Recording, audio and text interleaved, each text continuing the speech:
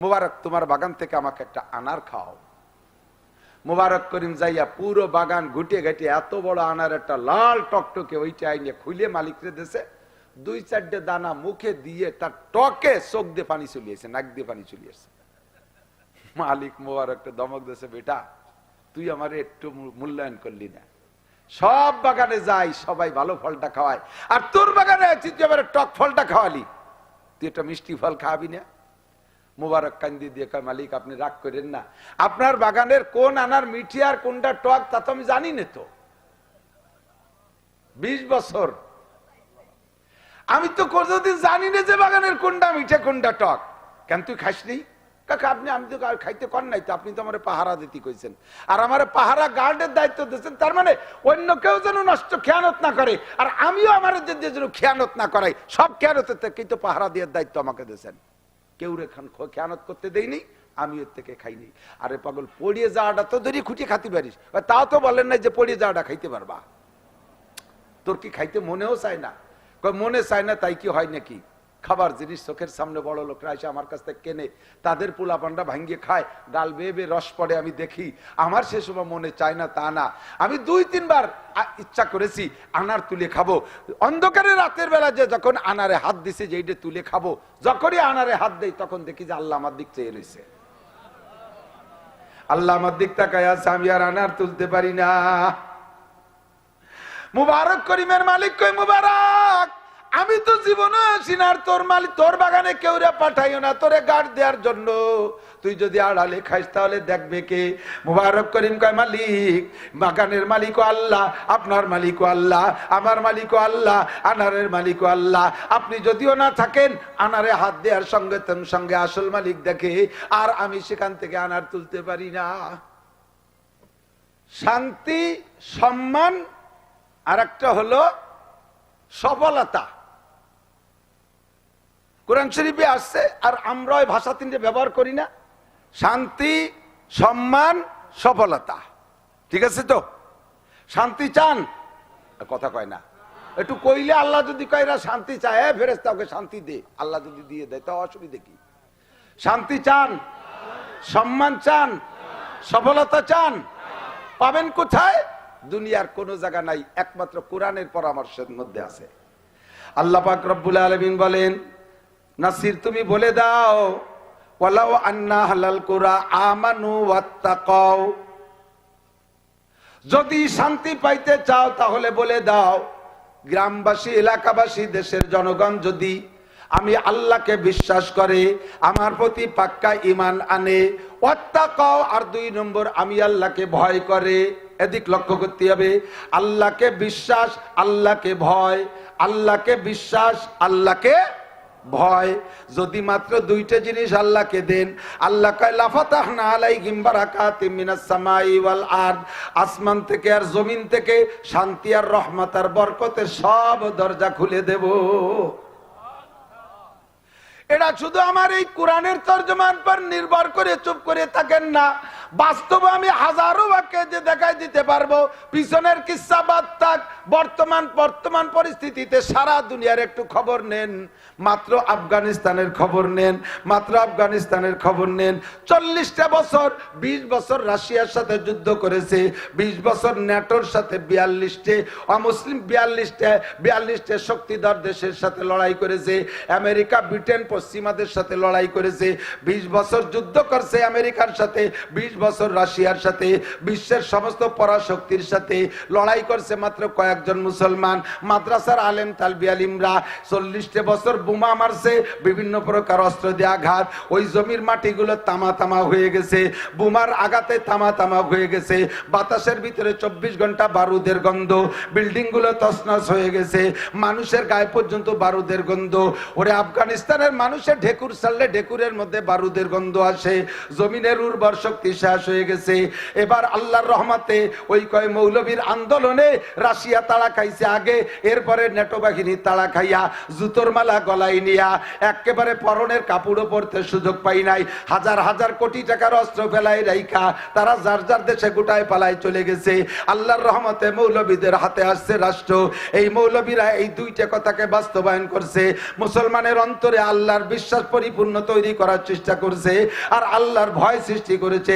নামাজ পড়া লাগবে, পর্দা করা লাগবে, সুদ খাইতে পারবা না, ঘুষ খাইতে পারবা না, চুরি করতে পারবা না, জিনা করলে পাথর মারা, আরে অবিবাহিত হইলে চাবুক মারা, বিবাহিত জিনা করলে পাথর মেরে শেষ করে দেওয়া, খুনের পরিবর্তে খুন জবাই করে দেওয়া, চোরের চোরের বিচার, আসারিকো সারিকতু ফাকতা আইদিয়াহুমা জাযাআম বিমা কাসাবা নাকালাম মিনাল্লাহ।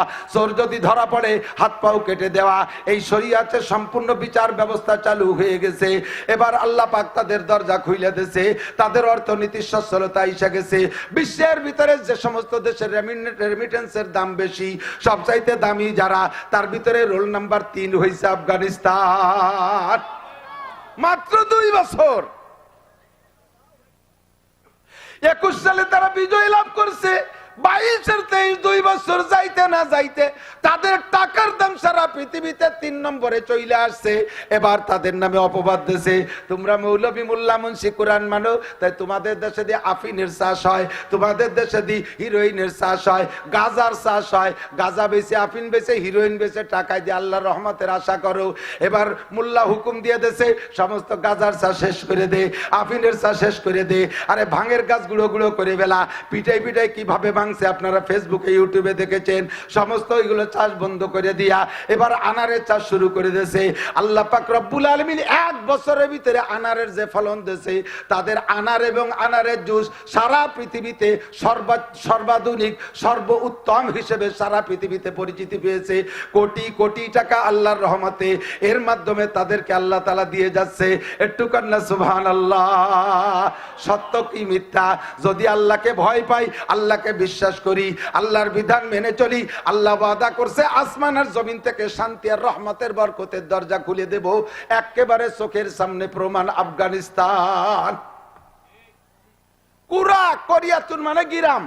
আল্লাহ কি বললেন? ওয়ালা আন্না হালাল কুরা, যদি গ্রামবাসী, একটা গ্রাম, অনলি একটা গ্রাম, সারা পৃথিবী সব কাফের, 1 গ্রামের মানুষ যদি ইমানদার আর মুত্তাকিন হয়, আল্লাহকে সারা দুনিয়াকে ধ্বংস করে দিয়ে আমি আল্লাহ তাআলা ওই একটা গ্রামের উপরে আসমানি রহমত আর বরকত নাজিল করতে পারি। এ ক্ষমতা আল্লাহর আছে না নাই? এমন কইতে পারেন যে এক করোনা আসলে সারা পৃথিবী ছড়াই গেল, আল্লাহ তো ঠেকাই দিল না। আল্লাহ তো ঠেকানোর জন্য করোনা দেয়নি, আল্লাহ তো দেশে মারতির জন্য।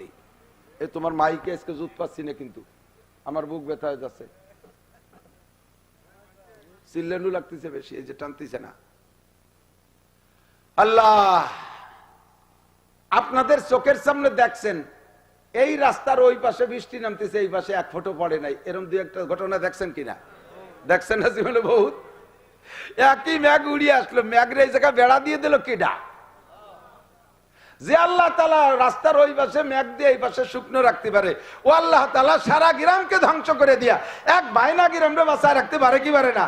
দুনিয়ার সব জেলা ধ্বংস করে দেয়, শুধু মাগুরাকে আল্লাহ তাআলা সুখ শান্তি দিতে পারে কি পারে না? বিশ্বের সব দেশকে ধ্বংস করে দেয়, শুধু বাংলাদেশকে আল্লাহ সুখে শান্তিতে সমৃদ্ধ করে রাখতে পারে কি পারে না? আল্লাহ কয় যদি তুমি ইমানদার হও আর মুত্তাকিন হও, আমি আসমান থেকে রহমত, জমিন থেকে বরকত নাজিল করব। বিশ্বাস না হয় আফগানিস্তানে যেয়ে দেখ, তাদের জিহাদ ছিল ইখলাসের সাথে।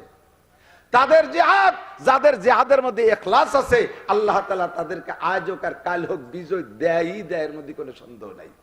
প্রমাণ হলো আফগান।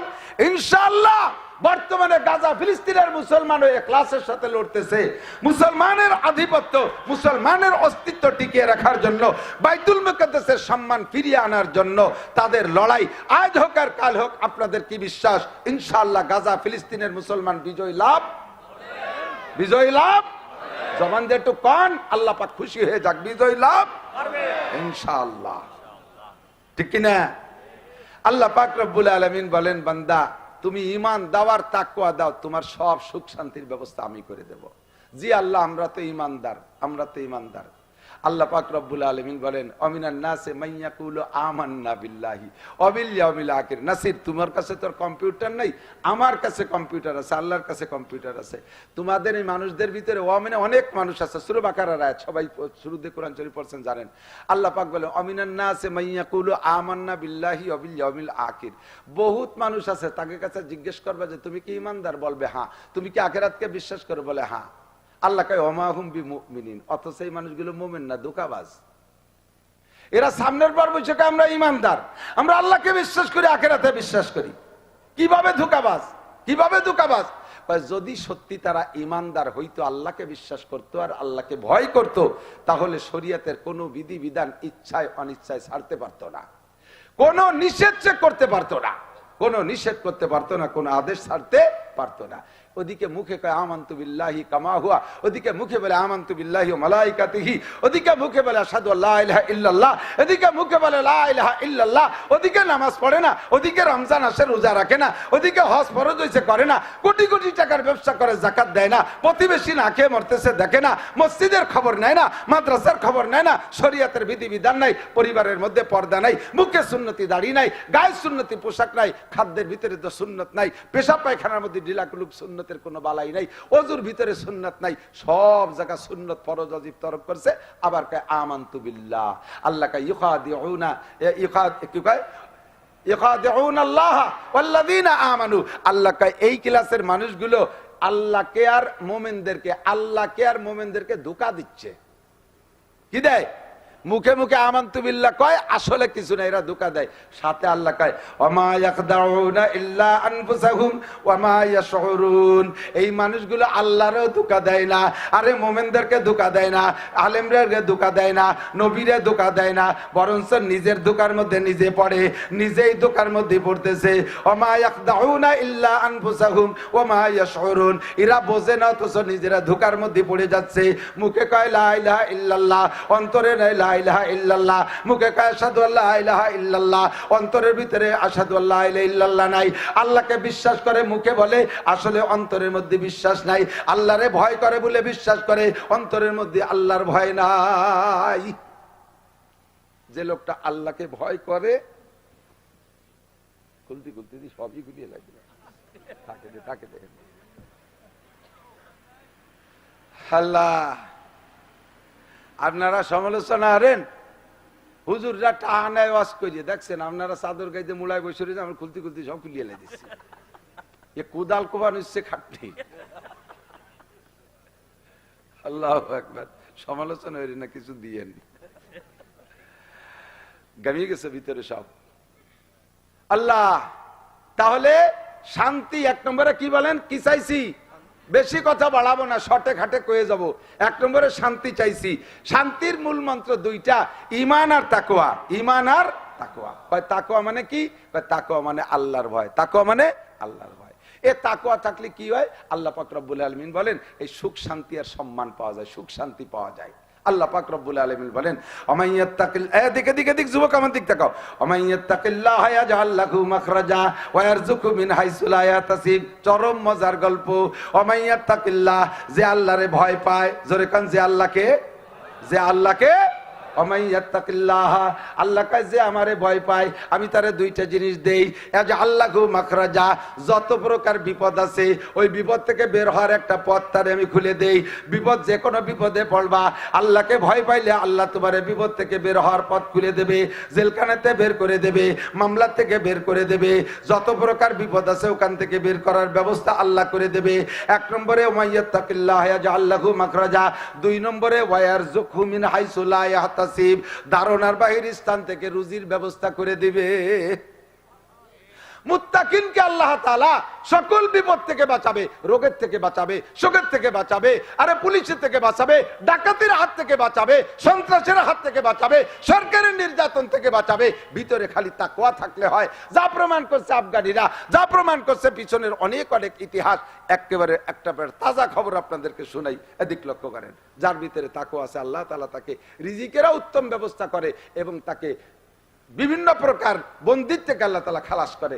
আপনার উলামায়ে কেরামের কাছ থেকে শুনে থাকতে পারেন, অথবা আমার কাছ থেকে শুনে থাকতে পারেন। তারপরে এসে গেলে পুনরাবৃত্তি করি। হযরত আব্দুল্লাহ ইবনে মুবারক রাহমাতুল্লাহ আলাইহি, নাম কি? আব্দুল্লাহ ইবনে, একটু মস্ক করেন, একটু মুখস্থ রাখেন, বাড়ি যে গল্পটা কইেন, চার দোকানে ওই জরিনে সকিনের কল্পনা কই, এর একটা গল্প শুনে দিয়েন মানুষকে, ইনশাআল্লাহ কিছু না কিছু পরিবর্তন আসবে। আল্লাহ কবুল করুক, বলেন আমিন। আব্দুল্লাহ ইবনে মুবারক, আরবিতে আমরা বাংলায় যদি কের পরিচয় দিতে যাই তাহলে বলি কি, খালেক মোল্লার ছেলে জামাল, আগে বাপের নাম কইয়ে তার ছেলের নাম পরে কয়া লাগে, ঠিক না? আর আরবিতে বলতে গেলে আগে ছেলের নাম পরে বাপের নাম। আব্দুল্লাহ ইবনে মুবারক অর্থাৎ মুবারকের ছেলে আব্দুল্লাহ। এই আব্দুল্লাহ রহমাতুল্লাহ আলাইহি কত বড় বুজুর্গ, কত বড় আলেম, আল্লাহু আকবার। ইমাম বুখারী রহমাতুল্লাহ আলাইহির উস্তাদ, ইমাম বুখারীর উস্তাদ। সারা পৃথিবীতে সাহাবা তাবেঈনদের পরে আয়েশা আব্দুল্লাহ ইবনে মুবারকের মতো অত বড় মুহাদ্দিস হয় নাই। আমি শাইখুল হাদিস, আপনাদের মাগুরা মাদ্রাসা শাইখুল হাদিস আছে, কালুখালী কালুপাড়া মাদ্রাসা শাইখুল হাদিস, হাটহাজারী, পটিয়া, বাবুনগর, জিরি, নাজিরাট, লালবাগ, ফরিদাবাদ, মালিবাগ, যাত্রাবাড়ি, গহরডাঙ্গা, সারা পৃথিবীর সমস্ত মুহাদ্দিস শাইখুল হাদিসদের উস্তাদ। উস্তাদের উস্তাদ এভাবে যাইতে যাইতে যাইতে যাইতে খেপলা জালের মতো, খেপলা জালের মাথা অনেক দূরই না, নিচে অনেক দূরে, আর উপরে যাইয়া একটা রশির সাথে বাঁধছে, একের গোড়ায় এক সুতোয় চলে গেছে। এই যে সুতোর সাথে যে পুরো জাল মিশে গেছে, ওই সুতোটা হলো আব্দুল্লাহ ইবনে মুবারক। বুজুর্গ একবার হজে যাচ্ছে, একটা গল্প ওনার সম্পর্কে একটু কয়ে নিই। উনি একবার হজে যাচ্ছেন, তো ধনী মানুষ ছিলেন, বিশাল ধনী, ধন সম্পদ আসছে কোত্থেকে একটু পরে শুনবেন। এই বিশাল ধন সম্পদের অধিকারী উনি যখন হজে যাইতেন, হাজি সাহেব যারা গেছেন হজে, এদিক তাকান, হজে অনেক ভিক্ষুক দেখছেন না এখনো? হাজি আছেন নাকি? কিন্তু নগদ হাজি উমরা করে আসছেন, বহুত হাজি আছে, তবে ভিক্ষুক আছে। তো ও দেশের ভিক্ষারও কোয়ালিটি বর্তমানে পাল্টে গেছে। মহিলা এক্স করোলা গাড়ি একটা চালাইয়ে আইসে রাস্তার পাশে জায়গা মতো পার্কিং করে তুইয়ে এবার উনি ভিক্ষে করতে নামছে, দিন বইরে ভিক্ষে টিক্ষে করে মহিলা নিজের করোলা গাড়ি চালাই চলে যাচ্ছে। আমাকে দেশে এ দেখলি ওরা কেউ ভিক্ষে দিত, ওর গাড়ি কাড়ি রেখে দিত। তো দেশে আগের থেকে এরকম ভিক্ষুকের খুব ভিড়। আব্দুল্লাহ ইবনে মুবারক রাহমাতুল্লাহ এইটা যাইনা প্রত্যেকবার হজ উমরায় যাওয়ার সময় উনি বস্তা ভরে স্বর্ণের টাকা নিয়ে যাইতেন। উনি আর গোলাম যাইতেন এক উটে, আর একটা উটের পিঠ ভরে শুধু স্বর্ণের টাকা নিতেন বস্তা ভরে। এবারে হজে যাচ্ছেন, যাওয়ার পথে মাঝপথে যে যখন উনি তাবু লাগাইছে, একটা কলোনি একটা গ্রামের এলাকার পাশে গিয়ে তাবু লাগাইছে, তো রাত্রে রয়েছে, সকালবেলা ঘুমের থেকে উঠে দেখে ওনাদের তাবুর সামনে দিয়ে একটা যুবতী মেয়ে, চেহারার ভাবে বোঝা যায় যুবতী, কিন্তু শারীরিক গঠন আর চলনে মনে হয় যেন ৮০-৯০ বছরের বুড়ি। মেয়েলি কোনো গঠনই তার শরীরে নাই, শুকইয়া চামড়া হাড়ের সাথে লেগে গেছে, কুজো হয়ে গেছে, পরনের কাপড়ও একেবারে বেবস্ত্র পরিমাণ কাপড়। আচানক ওনার চোখের সামনে পড়ছে, দেখে মেয়েটা একটা মরা মুরগি হাতে করে কুজো অতি অতি হাঁপাইতে হাঁপাইতে কোড়াইতে কোড়াইতে হাঁটতেছে। দেখি বড় খারাপ লাগছে, খাদেম রে বলছে, দেখ তো মেয়েটা কে গেল, খবর নে তুই মরা মুরগি হাতে কেন? আল্লাহ, খাদেম যে বলতেছে, বোন একটু দাঁড়াও। বলছে যে তুমি কি, তোমার বয়স কত? বয়স যা বলছে তাতে 15, 16, 18 বেশি না। তো তুমি দিয়ে একবারে বুড়ি হয়ে গেছো। কয় না খাইতে না খাইতে বুড়ি হয়ে গেছি। তুমি এই মরা মুরগি নিচ্ছ কেন? কয় পরিবারে খাবারের কোনো ব্যবস্থা নাই, কঠিন অবস্থা, অভাব চলতেছে সংসারে। আমার আব্বা মা বিছানে পড়ে গেছে, ছোট্ট দুটো ভাই বোন, ওরা গতকাল থেকে হাঁটা চলার সক্ষমতা হারাই ফেলাইছে। আমাদের স্থানীয় সরকার আমাদের উপরে নিষেধাজ্ঞা দিয়ে রাখছে, যার কারণে দেশে হাজারো সম্পদ থাকতে আমাদের কিনে খাওয়ার মতো পয়সা নাই, আমাদের আয়ের উৎস বন্ধ করে। দেখেন না গাজা, সারা দুনিয়া জুড়ে সবকিছু আছে, গাজা আলাদের খাদ্য ইনকাম সোর্স সব বন্ধ করে দিয়েছে। এরকম জালেম সরকার আমাদের আয়ের সোর্স বন্ধ করে দিয়েছে। এখন আমাদের কোনো উপায় নেই। কত মানুষ যে না খেয়ে মারা গেছে। আমি যুবতী মেয়ে, আমার শরীরে মেয়েলি কোনো গঠনই নাই। এই আস্তে আস্তে ফিস ফিস করে বললে তাও জোরে বলতে পারতেছে না, কেন্দে কেন্দে বলছে। খাদেম এসে আব্দুল্লাহ ইবনে মুবারককে বলছে, হযরত এই গেল হালাত। হুজুর বললেন, মেয়েটাকে আগে ডাকো, সকালে যে নাস্তা তৈরি করছে আগে ওরে খাও, সামনের পর ও তো খাইয়ে সুস্থ, ওরে খাওয়াইছে। এরপরে বলছে বাসায় কয়জন? কয় 4 জন, তোমরা এই খাবারটা নিয়ে যাও। আর তোমার 1 বছর চলতে কয় টাকা লাগবে?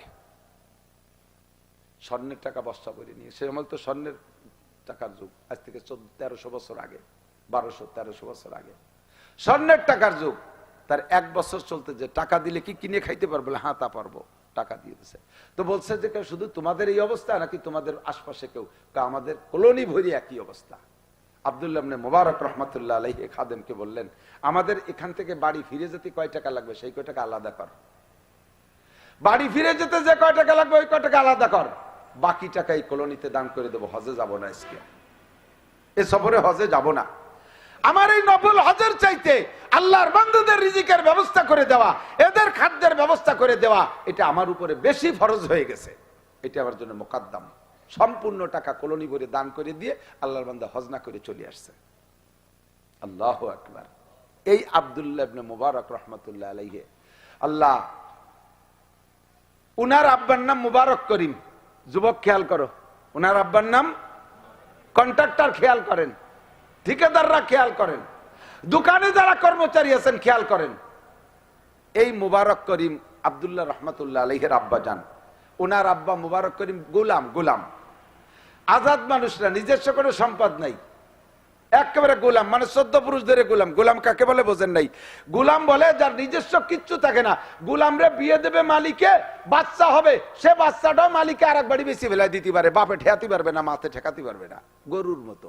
আপনার গাইতে বাছুর হইছে, বাছুরটা দুধ ছাড়ানোর আগে বেশি ফেলাই দিলি, বাছুরি গাইতে হাজারো কানলি, আপনি শোনেন না, বেশি ফেলছেন তো ফেলছেন, বাছুরটা রেখে মারে বেশি ফেলাই দিয়েছেন, বাছুরি কানতেছে, মা কানতেছে, আমরা খেয়াল করি না। সেম গোলামবান্দির এই অবস্থা ছিল। তো এই মুবারক করিম এরকম গোলাম, মালিকের অনেক বাগান সম্পত্তি আছে, এক এক এলাকার দায়িত্ব এক একজনকে দিয়েছে। খেজুর বাগানের দায়িত্ব একজনের, পেয়ারা বাগানের দায়িত্ব একজনের, আঙ্গুর বাগানের দায়িত্বে মালি আলাদা, একটা বাগান আনার বাগান, এই আনার বাগানের দায়িত্ব দিয়েছে মুবারক করিম রে। একটানা 20 বছর ছেলেবেলায় দেশে, এই অবস্থায় একেবারে ফুল যুবক হয়ে গেছে। এখন 20 বছর পরে মালিক অন্য বাগান ঘুরে দেখে, আজকে খেয়াল করছে যে মুবারক করিমের বাগানটা একটু দেখে আসি। এদিক মনে রাখবেন, মুবারক করিমের বাগানে যাই। তো মুবারক করিমের বাগানে যে বলতে, মুবারক লাব্বাইক ইয়া রাব্বি, আরবে রব কয়, মালিক আমি আসছি হাজির, তোমার বাগানে তো কোনোদিন আসি না, আজই মাত্র আসলাম তোমার বাগান। আমি অন্য বাগানেও যাই, খেজুর খাইতে গেলে, খেজুর বাগানে গেলে খেজুর চাইলে 1 নম্বর আজোয়া খাওয়ায়, পেয়ারা বাগানে গেলে তারা 1 নম্বর মিষ্টি পেয়ারা খাওয়ায়, আঙ্গুর বাগানে গেলে 1 নম্বর মিষ্টি আঙ্গুর খাওয়ায়। মুবারক তোমার বাগান থেকে আমাকে একটা আনার খাও। মুবারক করিম যাইয়া পুরো বাগান ঘুটে ঘাটে এত বড় আনার একটা লাল টকটকে, ওইটা আইনে খুলে মালিকরে দেশে 2-4টে দানা মুখে দিয়ে তার টকে চোখ দিয়ে পানি চলিয়েছে, নাক দিয়ে পানি চলিয়েছে। মালিক মুবারককে ধমক দিয়েছে, বেটা তুই আমার একটু মূল্যায়ন করলি না, সব বাগানে যাই সবাই ভালো ফলটা খাওয়ায়, আর তোর বাগানে তুই এবারে টক ফলটা খাওয়ালি, তুই একটা মিষ্টি ফল খাওয়াবি না? মুবারক কান্দি দিয়ে কয়, মালিক আপনি রাগ করেন না, আপনার বাগানের কোন আনার মিঠি আর কোনটা টক তা তো আমি জানি না, তো 20 বছর আমি তো কোনোদিন জানি না যে বাগানের কোনটা মিঠে কোনটা টক। কেন তুই খাস নেই? কাকা আপনি, আমি তো খাইতে কর নাই তো, আপনি তো আমার পাহারা দিতে কইছেন, আর আমার পাহারা গার্ডের দায়িত্ব দিয়েছেন, তার মানে অন্য কেউ যেন নষ্ট খেয়ানত না করে, আর আমিও আমার যেন খেয়ানত না করাই, সব খেয়ানতের থেকেই তো পাহারা দেওয়ার দায়িত্ব আমাকে দিয়েছেন। কেউ রেখান খেয়ানত করতে দেয়নি, আমি ওর থেকে খাইনি। আরে পাগল, পড়িয়ে যাওয়াটা তো ধরি খুঁটিয়ে খাতে পারিস, তাও তো বলেন নাই যে পড়িয়ে যাওয়াটা খাইতে পারবা। তোর কি খাইতে মনেও চায় না? মনে চায় না তাই কি হয় নাকি? খাবার জিনিস চোখের সামনে বড় লোকরা এসে আমার কাছ থেকে কেনে, তাদের পোলা পান্ডা ভাঙ্গিয়ে খায়, ডাল বেয়ে বেয়ে রস পড়ে, আমি দেখি, আমার সে সময় মনে চায় না তা না, আমি 2-3 বার ইচ্ছা করেছি আনার তুলে খাবো। অন্ধকারে রাতের বেলা যে যখন আনারে হাত দিছে যে এইটা তুলে খাবো, যখনই আনারে হাত দেই তখন দেখি যে আল্লাহ আমার দিক চেয়ে রয়েছে, আল্লাহ আমার দিক তাকায় আছে, আমি আর আনার তুলতে পারি না। মুবারক করিমের মালিক কই, মুবারক আমি তো জীবনে আসি না, আর তোর মালিক, তোর বাগানে কেউ রে পাঠাইও না তোরে গার্ড দেওয়ার জন্য, তুই যদি আড়ালে খাইস তাহলে দেখবে কে? মুবারক করিম কয়, মালিক বাগানের মালিকও আল্লাহ, আপনার মালিকও আল্লাহ, আমার মালিকও আল্লাহ, আনারের মালিকও আল্লাহ, আপনি যদিও না থাকেন আনারে হাত দেওয়ার সঙ্গে সঙ্গে আসল মালিক দেখে, আর আমি সেখান থেকে আনার তুলতে পারি না। মালিক খুশি হইয়া একেবারে কান্নার ভিতর দিয়ে খুশি হয়ে কয়, মুবারক তোর মতো বোঝর ঘরে গোলাম বানায় আটকায় রাখছি, আল্লাহর কাছে আমার জবাব দেয়া লাগবে, আজকে থেকে তোরে চির আজাদ করে দিলাম, তুই স্বাধীন। কন্যা সুবহানাল্লাহ। আজাদ বুঝেন তো? এখন মালিকও যে দামের, মুবারক সেই দামের হয়ে গেছে। কন্যা সুবহানাল্লাহ। যুবক কথা বলেন, এই যে যে সম্মান পাইলো, গোলামির থেকে আজাদি পাইলো মাত্র 20 বছর আল্লাহর ভয়ে, মালিকের ভয়তে না, কিন্তু কার ভয়ে? মালিকের ভয়তে জিহ্বারে কন্ট্রোল করছে 20 বছর। সম্মান বাড়ছে না কমছে? জোর হলো না? সম্মান বাড়ছে না কমছে? সম্মান বাইরা গেছে। এবার গোলামির থেকে আজাদ হয়ে গেছে। মালিক বাড়ি যায় স্ত্রীকে বলতেছে, আজকে একটা ভালো কাজ করে আসছি। কি করছেন? মুবারক করিম রে আজাদ করে দিছি। তার এই আখলাক, তার এই তাকওয়ার ভিত্তিতে আমি আর তারে রাখতে পারলাম না, তার আজাদ করে দিছি। স্ত্রী কান্দে দিয়েছে, আপনার ধন সম্পদ কিছু থাকবে না, সব চোর চুট্টায় ভরা। এক মুবারক করিমের তাকওয়ার বদৌলতে আল্লাহ তাআলা আপনার সম্পদ বাড়াই দিয়ে যাচ্ছে। আর তারে দেশেন আজাদ করে ও যাবেনে চলিয়া আজকের থেকে ধন সম্পদে ধস লেগে যাবে। আর সর্বনাশ করছে। তাড়াতাড়ি মুবারকের ঠেকানো যায় কিভাবে তাই দেখেন। মালিক চলে গেছে, যে বলছে, মুবারক তুমি তো আজাদ হয়ে গেছে, এখন তোমার আর ধরে রাখার ক্ষমতা আমার নাই।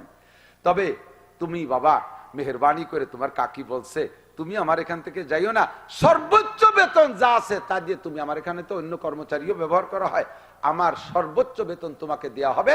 আর আমার পুরো সম্পদের চিফ ম্যানেজার আজকের থেকে তোমাকে বানাই দেয়া হলো। সম্মান বাড়ছে না কমছে? আল্লাহ কয় ওমাইয়াত্তাকিল্লাহ ইয়াজআল লাহু মাখরাজা। এক নম্বরে গোলামির জিনজির থেকে বের করছে, ওয়ারযুকু মিন হাইসু লা ইয়াহতাসিব। এরপরে আল্লাহ কয় ইন্না আকরামাকুম ইনদাল্লাহি আতকাকুম। তোমাদের মধ্যে সবচাইতে সম্মানী ওই ব্যক্তি যার ভিতরে তাকওয়া বেশি। যার ভিতরে তাকওয়া বেশি ওই লোকটা সম্মানী। আর এই আমেরিকান হইলে সম্মানী হয় না, জাপানি হইলে সম্মানী হয় না, ইটালি, অস্ট্রেলিয়ান, ফ্রান্সে যাইতে পারলে সম্মানী হয় না, এমপি মন্ত্রী হলে আল্লাহর কাছে সম্মানী হয় না। আল্লাহর কাছে সবচেয়ে সম্মানী দামি ব্যক্তি যার ভিতরে তাকওয়া পরহেজগারি বেশি। মুবারক করিম এবার গোটা সম্পদের চিফ ম্যানেজার দায়িত্ব পালন করতেছে। বেশ কিছুদিন পরে যাইয়া মালিকের একটা মেয়ে, অ্যাডাল্ট, একটাই মাত্র মেয়ে, এই বিশাল সম্পদের ভিতরে একটা মাত্র মেয়া মালিকের। এই মেয়েটা অ্যাডাল্ট হয়েছে, বিয়ে দিতে হবে। এখন স্বামী স্ত্রী দুইজন মিলে পরামর্শ করছে, ছেলেটা কেমন হলি ভালো হয় কত? তো স্ত্রীও বলতেছে, নিজেও পরামর্শে একমত হয়েছে, যারে আমরা কি বা বুঝি, আমরা তো লেখাপড়া জানি না, একজন শিক্ষিত মানুষ, আমানতদার মানুষের কাছে জিজ্ঞেস করলে হয়, মেয়েটা কেমন ছেলে দেখে বিয়ে দিলি ভালো। দুইজনে একমত হয়েছে, কার কাছে জিজ্ঞেস করবো? আমানতদার মানুষের কাছে তার জিজ্ঞেস করা যায় না। কতক্ষণ জামাই মেয়ে একটা বিয়ে দিয়েছেন, আগের জামাই, নিচে আরো মাইয়ে দুটি আছে, সে মেয়েগুলো অ্যাডাল্ট, শেয়ানা, যুবতী। এই আগের জামাই শালিকে নিয়ে নষ্টি খষ্টি আইজলেমি ফাইজলেমি করার জন্য শালিকে বিয়ে দিতে দেয় না। বিভিন্ন জায়গাতে কথা আছে, ওর কি বিয়ের বয়স হয়েছে, একে কেবল বয়স 29, এ কি বিয়ে দেয়, এর কি বয়স হয়েছে, এরপরে লেখাপড়া করুক, এখনো ছেলে মানুষ। মানে ওই শয়তানটা জুত পাচ্ছে, এর কাছে পরামর্শ চাইলে বিয়ে দিতে দেবে না। মুবারক করিমের কাছে কয়, তো চলো আমরা দুইজনই মুবারকের কাছে পরামর্শ নেই, মেয়েটা বিয়ে দেবো, ছেলেটা কেমন হলি ভালো হয়। তো মুবারক কইতেছে, মুবারক ডেকে বলছে, মুবারক তুই তো আমার ম্যানেজার, তুই একটু পরামর্শ দাও তো বাপ, মেয়েটা বিয়ে দেবো, কেমন ছেলে হলি ভালো হয়।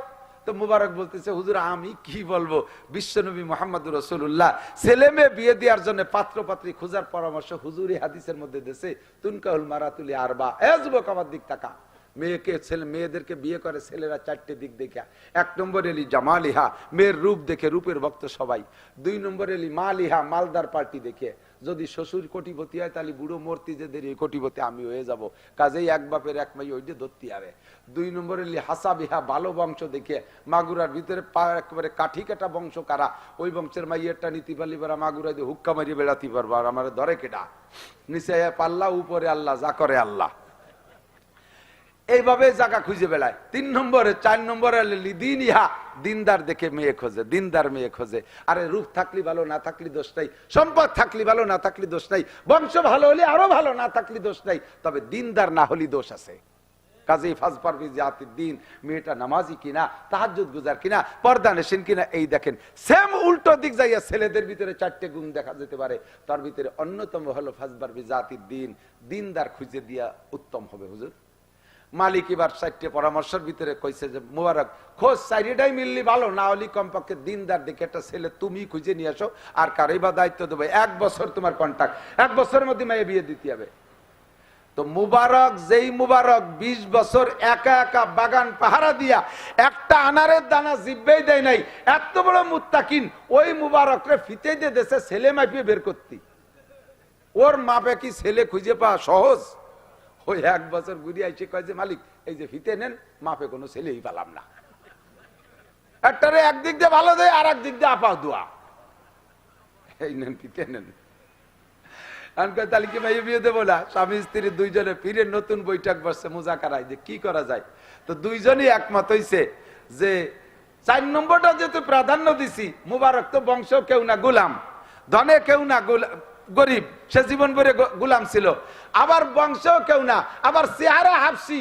স্যারের কাছে শুনে দেখেন ওই যে নিগ্রোরা কালা, ওরাই ছিল গোলাম, তাহলে কালাও সেই রকম কালা। এর ভিতরে ওই 3 গুণ মোটেই নাই। দিনদারিতে নাম্বার 1, 1 নম্বর মুত্তাকিন। যদি এইটাকে আমরা পছন্দ করে থাকি তাহলে আর ছেলে ফিতে দিয়ে মাফার দরকার নেই, মুবারকের সাথেই মাইয়ে দিয়ে দেই। সম্মান বাড়ছে না কমছে? মাত্র 20 বছর জিব্বেরে কন্ট্রোল করছে আল্লাহর ভয়ে। কথা কন ঠিক না? এখন মুবারক রে ডাইকে কইছে, মুবারক তোর আর মাপা মাফির দরকার নাই, ছেলে খোঁজারও দরকার নাই, আমরা দুইজনে একমত, মাইয়ে তোমার বিয়ে হতে হবে। মুবারক এবার ব্যাগটাই কান দিয়ে দিয়েছে, আল্লাহ এ কি বিপদে ফেলাইলিয়া। মুবারক কয় স্যার আপনার পায়ে ধরি, আল্লাহর রাস্তায় মাফ করেন। এত বড় বল মাছ যদি চিকুন খালের মধ্যে দিয়ে ঢোকে, মাছেরও অশান্তি, খালেরও অশান্তি, ঠিক না? ইরিদানের বলকে যে ড্রেন আছে না, এদিকে ইরিদানের বলক আছে নাকি, একটুক একটুক ড্রেন না, ওর মধ্যে যদি 1 মিনিট একটা বল মাছ ঢোকে তাহলে পানি আটকে যাবে না? আর বল মাছে পাশ ফিরে পিছনের দিকে আসতে পারবে না, মাছেরও অশান্তি, খালেরও অশান্তি।